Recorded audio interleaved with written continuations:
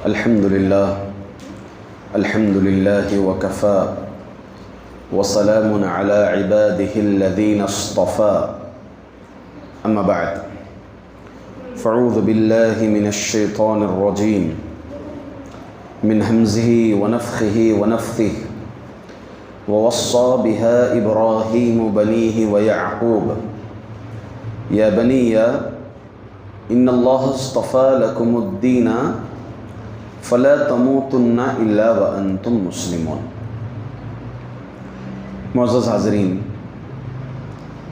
اللہ تعالیٰ کا بے حد امتنان ہے، اللہ کا شکر ہے کہ اللہ ہمیں اس کی ایک عظیم نعمت ماہ رمضان کی پہلی رات پہلی شام نصیب فرمایا اور پوری یکسوئی کے ساتھ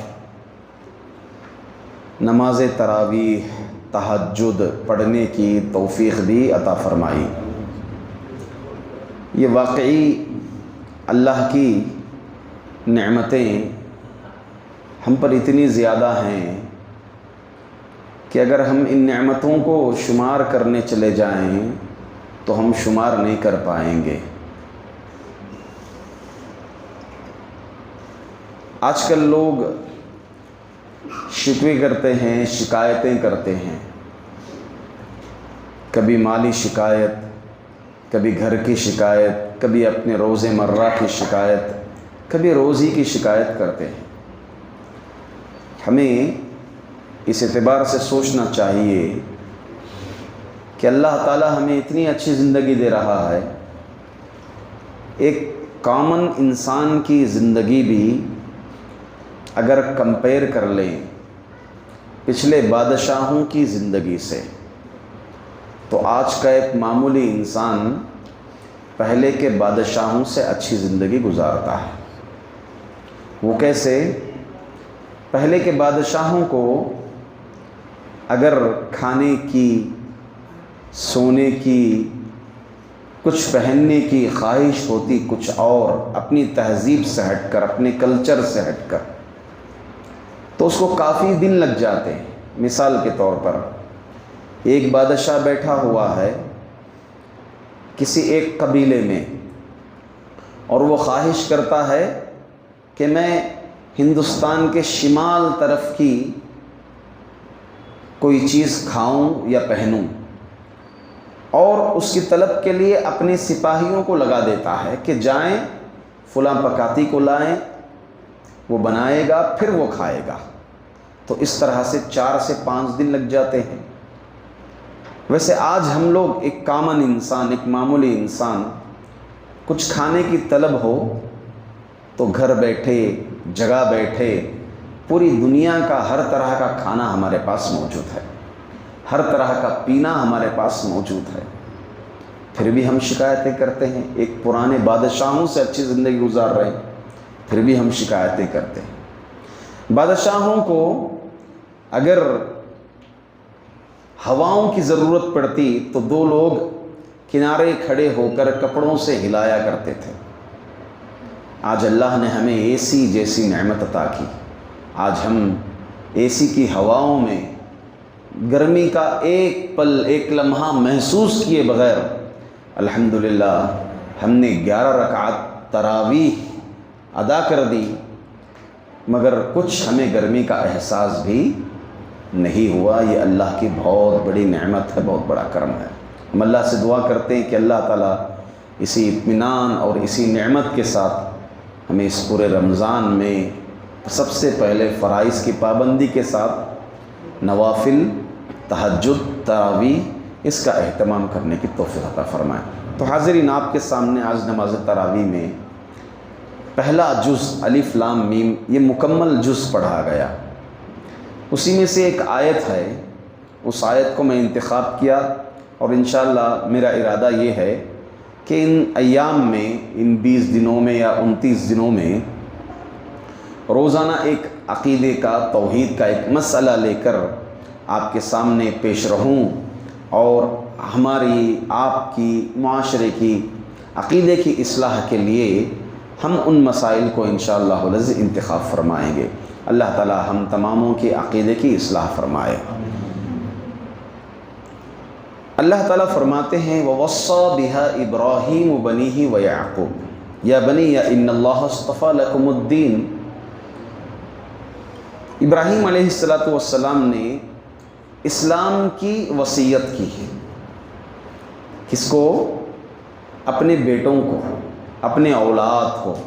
آپ کے بیٹے اسحاق تھے، اسماعیل تھے، پھر ان کے اولاد اسحاق کے اولاد یعقوب تھے، یعقوب کے اولاد یوسف تھے، انبیاء علیہم السلام۔ کیا وصیت کی؟ بیٹے تم کو جینا مرنا، تم کو اسی اسلام پر قائم رہنا ہے۔ تو اسلام یہ ایک عقیدے کا لفظ ہے۔ اسلام، مسلمان، اسلام۔ اسلام کیا ہے؟ سوال پہلا یہ ہے کہ اسلام کیا ہے؟ اسلام کیا ہے؟ اس کی اہمیت کو بتانے کے لیے اللہ تعالیٰ نے حضرت جبرائیل علیہ السلام کو انسانی شکل دے کر اللہ کے رسول صلی اللہ علیہ وسلم کے پاس بھیجا۔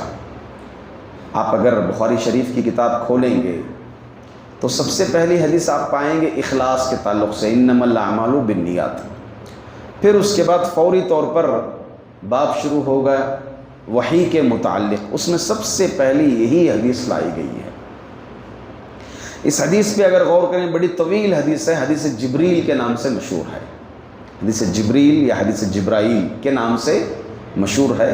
اس میں علم کے آداب، کئی چیزیں بتائی گئی۔ حضرت جبریل انسانی شکل میں آتے ہیں۔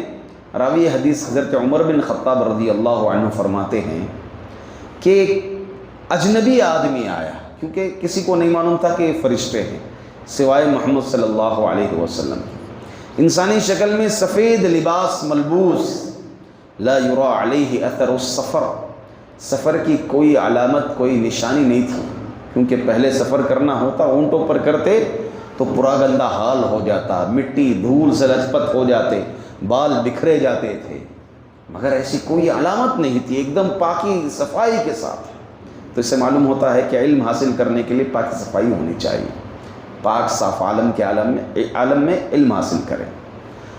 تو بہرحال آئے، اللہ کے رسول صلی اللہ علیہ وسلم کے پاس بیٹھ گئے، اور آپ کا پہلا سوال یہی تھا، یا محمد اخبرنی عن الاسلام، محمد بتاؤ کہ اسلام کیا ہے۔ یہ گویا ایک طرح سے بیٹھے ہوئے صحابہ اکرام، پھر صحابہ، گویا امت کے لیے اس کی اہمیت کو اجاگر کیا گیا کہ لوگوں کے سامنے، صحابہ کے سامنے انسانی شکل میں آنا، نبی کرم صلی اللہ علیہ وسلم سے ان چیزوں کے متعلق پوچھنا، گویا یہ اصل ہے اسلام کی، ایمان کی۔ پوچھا مجھے خبر دیجئے کہ اسلام کیا ہے۔ اللہ کے رسول صلی اللہ علیہ وسلم نے کہا الاسلام ان تشہد ان لا الہ الا اللہ وان محمدا رسول اللہ وتقیم الصلاة وتؤتی الزکاة وتصوم رمضان وتحج البیت ان استطعت الیہ سبیلا۔ اللہ کے رسول صلی اللہ علیہ وسلم نے فرمایا اسلام یہ ہے کہ تو گواہی دے کہ اللہ کے سوا کوئی معبود برحق نہیں ہے۔ دو چیزیں، سب سے پہلے نفی، پھر اس بات، نہیں ہے کوئی معبود سوائے، سب سے پہلے نفی۔ اگر کوئی آدمی کہیں، کسی کو کہیں کہ تم کتنے اچھے ہو، تم کتنے لمبے ہو، تم کتنے مالدار ہو، تو کیا اس میں پوری تعریف ہو رہی ہے؟ نہیں ہو رہی ہے۔ سب کی نفی کرنا، کوئی آپ کے جیسا مالدار نہیں، تو کہہ لے تو یہ ہوگا توحید واقعی اقرار کرنا، لا الہ، کوئی معبود نہیں، معبود کے لائق ہی نہیں کوئی بھی ذات، نہ ہی قبر میں سوئے ہوئے، نہ ہی بتیں بنائے ہوئے، نہ ہی جو ہے گائیں، نہ ہی جو ہے بیل، کوئی لائق نہیں ہے، نہ ہی فرشتہ، نہ ہی نبی مرسل، نہ ہی محمد صلی اللہ علیہ وسلم، الا اللہ، سوائے اللہ کے۔ تو اسلام یہ ہے کہ تو گواہی دے کہ اللہ کے سوا کوئی معبود نہیں، اور محمد صلی اللہ علیہ وسلم اللہ کے रसूल हैं। मोहम्मद सल्लल्लाहु अलैहि वसल्लम अल्लाह के रसूल हैं। नमाज कायम करना, ज़कात अदा करना, माह रमज़ान के रोज़े रखना, अगर इस्तिताअत हो अल्लाह के रास्ते की तो हज करना, ये इस्लाम के 5 अरकान हैं। इन्हीं को इस्लाम कहा जाता है। ज़ाहिरी अमाल को क्या कहा जाता है? इस्लाम। जैसे गवाही देना, नमाज पढ़ना, रोज़ा रखना, ज़कात देना, हज करना। ईमान किसको कहते हैं? ईमान के कितने अरकान बताए गए हैं? 6 अरकान बताए गए हैं। नंबर 1, आमन्तु बिल्लाहि व मलाइकतिहि व कुतुबिहि व रुसुलिहि वल यौमिल आखिरि वल क़द्रि खैरिहि व शर्रिहि। तो 6 अरकान ईमान के हैं और 5 अरकान इस्लाम के हैं। दोनों में क्या फ़र्क है? आप में से कौन बता सकते हैं? बताइए, दोनों में क्या फ़र्क है? इस्लाम और ईमान में क्या फ़र्क है? इस्लाम आम है, ईमान ख़ास है। कैसे आम है इस्लाम? बहुत अच्छे, माशाअल्लाह तबारक रहमान। ईमान कहते हैं सिर्री अमाल, दिल से उसका ताल्लुक़ है। अल्लाह पर ईमान रखना, रसूल पर, रसूलों पर ईमान रखना, फरिश्तों पर, किताबों पर, आखिरत के दिन पर, तकदीर के अच्छे व बुरे होने पर ईमान रखना, ये क़ल्ब से इसका ताल्लुक़ है। मगर इस्लाम ज़ाहिरी अमाल से ताल्लुक़ है। नमाज, रोज़ा, कोई भी आपको नहीं पूछेगा कल लंच की दावत के लिए, कोई नहीं बोलेगा, कोई नहीं बोलेगा। नाश्ते के लिए कोई नहीं बोलेगा, क्योंकि रमज़ान है, मालूम है, रोज़ा रखता है। हज दिखने में आता है, हज के लिए जाते हैं, हज करते हैं, तवाफ़ करते हैं, दिखने में आता है लोगों के सामने। नमाज पढ़ते हैं, दिखने में आता है। ज़कात अदा करते हैं, दिखने में आता है। तो इस्लाम और ईमान में फ़र्क ये है कि अगर दोनों को जमा कर दिया जाए, इस्लाम ज़ाहिरी अमाल को कहते हैं और ईमान बातिनी अमाल को कहते हैं। अगर दोनों को अलग अलग ज़िक्र किया जाए तो इस्लाम में ईमान दाखिल हो जाता है और ईमान में इस्लाम दाखिल हो जाता है। इस्लाम के अलावा अल्लाह ताला कोई और मज़हब को कबूल नहीं करते। अल्लाह ताला ने फरमाया, वमन यब्तग़ी गैरल इस्लामी दीनन फलन युक़बल मिन। अगर कोई इस्लाम छोड़कर कोई और दीन इख्तियार किया, अल्लाह उसको हरगिज़ कबूल नहीं करते। अगर किसी को नसरानियत पसंद है, नसरानियत कितनी अच्छी है, ईसाइज़म कितना अच्छा है, हम उसी को फॉलो कर लेंगे।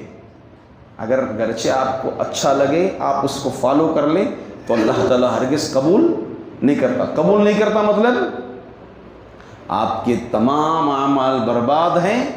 कल क़ियामत के दिन अल्लाह ताला जन्नत में अगर दाखिल फरमाएगा, सिर्फ़ और सिर्फ इस्लाम के बेस पर दाखिल फरमाएगा। इस्लाम के अलावा कोई और मज़हब को अल्लाह ताला कबूल नहीं करते। कुरान कहता है, इन्नद्दीन इंदल्लाहि अल इस्लाम। अल्लाह के पास दीन कौन सा है? इस्लाम ही है, उसके अलावा कोई और दीन नहीं है। इस्लाम कैसे आया?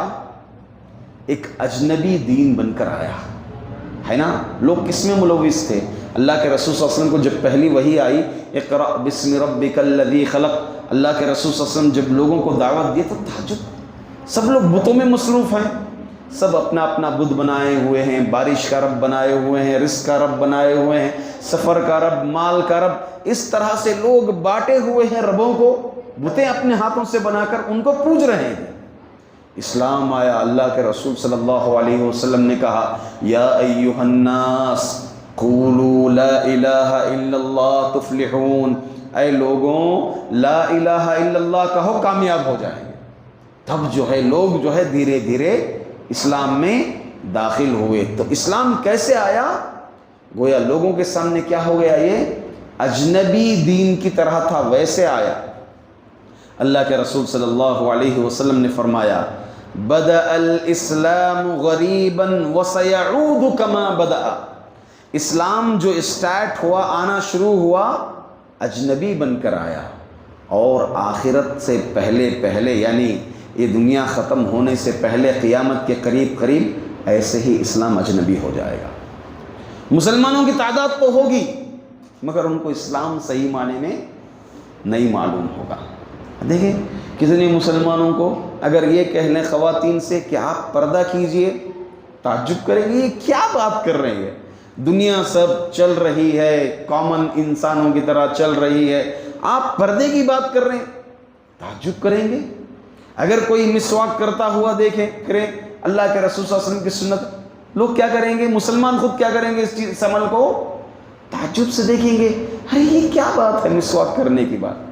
تو ایسے ہی دیکھیں آج کئی اسلام کے اعمال لوگوں کے سامنے کیا ہو گئے ہیں، اجنبی بن کر کے رہ گئے ہیں، کئی سنتیں لوگوں کے سامنے اجنبی بن کر کے رہ گئے ہیں، اور اسلام کا یہی حال ہو جائے گا کہ لوگ برائے نام اسلام ایکسیپٹ کریں گے، مگر اسلام کی تعلیمات ان کے لیے کیا ہو جائیں گی، اجنبی بن کر رہ جائیں گی۔ کسی سے کہہ دیں کہ سود نہیں کھانا ہے یہ حرام ہے، انٹرسٹ نہیں لینا ہے یہ حرام ہے، لیکن کیا یہ انٹرسٹ نہیں لینا ہے، اس کے بغیر بزنس کیسے ہوئے گا، یہ کیا انٹرسٹ نہیں لینا ہے۔